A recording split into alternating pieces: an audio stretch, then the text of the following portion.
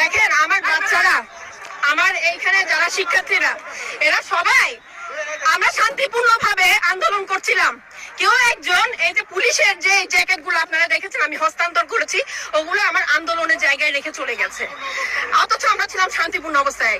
এখন ওনারা এটা একটা, হ্যাঁ এই মাত্র কিছুক্ষণ আগে কেউ একজন এগুলো রেখে চলে গেছে, এবং আমার যেটা ধারণা ওরা এটা পুড়িয়ে দিয়ে বলতে চাইছিল আমার বাচ্চারা এগুলা পুড়িয়ে দিয়েছে।